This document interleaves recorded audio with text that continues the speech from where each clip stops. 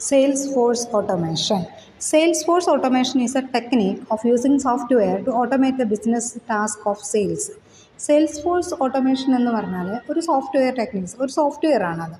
അതിൽ including order processing, contact management, information sharing, inventory monitoring and control, order tracking, customer management, sales forecast analysis and employee performance evaluation. ഇതൊക്കെ ചെയ്യാൻ പറ്റുന്ന ഒരു software ആണ് salesforce automation എന്ന് പറയുന്നത്. ഇപ്പം നമ്മൾ പറയും ക്ലൗഡ് ബേസ്ഡ് ആപ്ലിക്കേഷൻ ആണ് എന്ന് പറയും. ക്ലൗഡ് ബേസ്ഡ് ആപ്ലിക്കേഷൻ എന്ന് പറഞ്ഞാൽ റിമോട്ട് ഏരിയയിൽ എവിടെ വേണമെങ്കിലും ഇരുന്നിട്ട് നമുക്ക് ഡാറ്റ കളക്ട് ചെയ്യാനൊക്കെ ആയിട്ട് സാധിക്കുന്ന ഒരു ടൈപ്പ് ഓഫ് സോഫ്റ്റ്വെയർ ആണ് സെയിൽസ്ഫോഴ്സ് ഓട്ടോമേഷൻ എന്ന് പറയുന്നത്. ഈ സെയിൽസ്ഫോഴ്സ് എന്ന് പറയുന്നത് കൊണ്ട് ഉദ്ദേശിക്കുന്നത് സെയിൽസിനെ ഇൻക്രീസ് ചെയ്യുക എന്ന് പറയുന്നതാണ്. സെയിൽസ്ഫോഴ്സ് മാനേജ്മെൻറ്റ് സിസ്റ്റം ആണ് information system using customer relationship management. Customer relationship മാനേജ്മെൻറ്റിന് വേണ്ടി ഉപയോഗിക്കുന്ന ഒരു സോഫ്റ്റ്വെയർ ആണ് സെയിൽസ്ഫോഴ്സ് ഓട്ടോമേഷൻ എന്ന്. അതൊരു സോഫ്റ്റ്വെയർ ആണ്. Automated sales and salesforce management functions, അതിൻ്റെ മാനേജ് ചെയ്യുന്ന ഫങ്ഷൻസ് ഒക്കെ ചെയ്യുന്ന ഒരു സോഫ്റ്റ്വെയർ ആണ് സെയിൽസ്ഫോഴ്സ് ഓട്ടോമേഷൻ എന്ന് പറയുന്നത്. Identify salesforce management process. ഈ management process salesforce management process എന്ന് പറയുന്നത് setting target and objectives based on inputs. നമ്മുടെ കയ്യിലുള്ള ഇൻപുട്സ് വെച്ചിട്ട് ടാർഗറ്റ് സെറ്റ് ചെയ്യുന്നു, ഒബ്ജക്റ്റീവ്സ് ബേസ് ചെയ്യുന്നു. പിന്നെ assigning factors are responsible achievable objective, നമുക്ക് അച്ചീവ് ചെയ്യാൻ പറ്റുന്ന ഒബ്ജക്റ്റീവ്സ് എന്തൊക്കെയാണെന്നുള്ളത് അസൈൻ ചെയ്യുന്നു. കൺട്രോൾ പ്രോസസ്സ് ചെയ്യുന്നു, ഒബ്ജക്റ്റീവ്സ് എൻഷുർ ചെയ്യുന്നു, അത് എത്രമാത്രം അച്ചീവ് ചെയ്തിട്ടുണ്ടെന്ന് നോക്കുന്നു ആ ടൈമിൻ്റെ ഉള്ളിൽ within A given time. Then given constrained context, ആ സിറ്റുവേഷൻ അനുസരിച്ച് എന്തൊക്കെ തടസ്സങ്ങളുണ്ട്. ഇതൊക്കെ ഓട്ടോമാറ്റിക്കായിട്ട് ഈ സെയിൽസ്ഫോഴ്സ് ഓട്ടോമേഷൻ എന്ന് പറയുന്ന സോഫ്റ്റ്വെയർ ഉപയോഗിച്ച് നമുക്ക് ചെയ്യാൻ പറ്റും.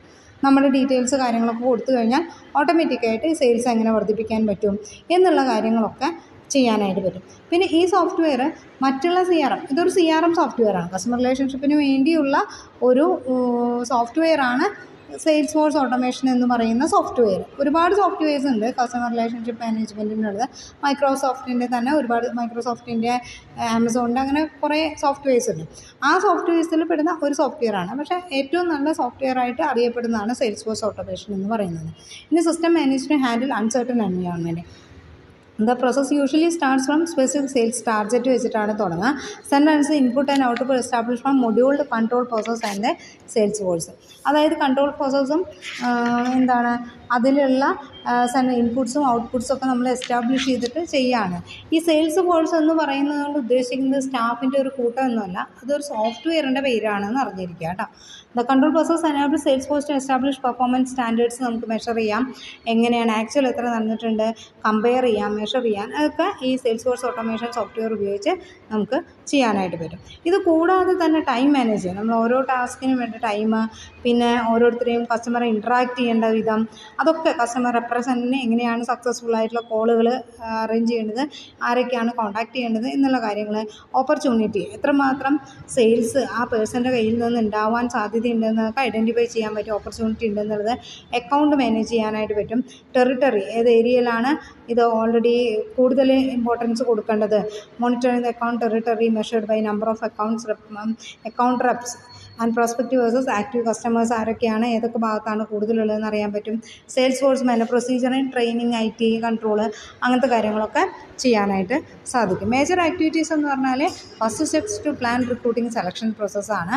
നമുക്ക് ആരെയാണ് സെലക്ട് ചെയ്യേണ്ടത്, ഇതിലേക്ക് ആരെയാണ് സെലക്ട് ചെയ്യുന്നത്. Responsibility steps to generally assign the sales executive manager, human resource manager ഈ സെയിൽസിൻ്റെ ഒരു ടീമിനെ നമ്മൾ സെലക്ട് ചെയ്യുകയാണ് ചെയ്യാം. പിന്നീട് സെക്കൻഡ് ചെയ്യുന്നത് recruiting phase, identify the source of recruitment consist of person decide, selecting the source of used contacting recruit. ഇനി അതിൽ ആരൊക്കെയാണ് റിക്രൂട്ട് ചെയ്യേണ്ടത് എന്നുള്ളത് തീരുമാനിക്കുന്നു. പിന്നെ ക്വാളിഫൈഡ് അപ്ലിക്കൻസിൽ നിന്നും നമ്മൾ ആൾക്കാരെ സെലക്ട് ചെയ്തിട്ട് ഇതിൻ്റെ വർക്കുകൾ ചെയ്യിപ്പിക്കുന്നു. അപ്പോൾ അതിൻ്റെ ട്രെയിനിങ് കാര്യങ്ങളൊക്കെ ഓൾറെഡി ആ സെയിൽസ്ഫോഴ്സ് ഓട്ടോമേഷൻ സോഫ്റ്റ്വെയർ തന്നെ നമുക്ക് പ്രൊവൈഡ് ചെയ്യുന്നുണ്ട്. അതുപയോഗിച്ച് നമുക്കതിൻ്റെ ഓട്ടോമാറ്റിക്കായിട്ടുള്ള കാര്യങ്ങൾ ചെയ്യാനായിട്ട് പറ്റും. ഓട്ടോമാറ്റിക്കായിട്ട് നമുക്ക് ആ കൊടുക്കേണ്ട ഡാറ്റകൾ എന്തൊക്കെയാണ് അത് കൊടുത്തു കഴിഞ്ഞാൽ ഓട്ടോമാറ്റിക്കായിട്ട് എല്ലാ കാര്യങ്ങളും നമുക്ക് അസസ് ചെയ്യാനായിട്ട് സാധിക്കും. കമ്പോണൻറ്റ് സെയിൽസ്ഫോഴ്സ് ഓട്ടോമേഷൻ സിസ്റ്റംസ് എന്ന് പറയുന്നത് അത് AI ഒക്കെ ഉപയോഗിച്ച് ചെയ്യുന്ന ഒരു സോഫ്റ്റ്വെയറും കൂടിയാണ്. അതായത് സെയിൽസ് ഫോഴ്സ് എന്നതുകൊണ്ട് ഉദ്ദേശിക്കുന്നത് ഒരിക്കലും ഒരു സ്റ്റാഫിൻ്റെ എണ്ണം അതല്ല, ആ ഒരു സെയിൽസ് ഫോഴ്സ് എന്ന് പറയുന്ന ഒരു സോഫ്റ്റ്വെയർ ആണ് അത്. അത് they can depend only on the information on organization needs, they can implication based on size, organization roll up, demand, sales process. അതൊക്കെ വെച്ചിട്ട് നമുക്ക് ഓരോ കമ്പനിയെ അനുസരിച്ച് നമുക്ക് എന്ത് ചെയ്യും, ഈ സെയിൽസ് ഫോഴ്സ് ഓട്ടോമേഷൻ്റെ സോഫ്റ്റ്വെയർ നമുക്ക് അവൈലബിൾ ആണ്. അത് നമുക്ക് കസ്റ്റമൈസ് ചെയ്യാനായിട്ട് പറ്റും. അതനുസരിച്ച് കസ്റ്റമൈസ് ചെയ്ത് നമുക്ക് യൂസ് ചെയ്യാനായിട്ട് പറ്റും.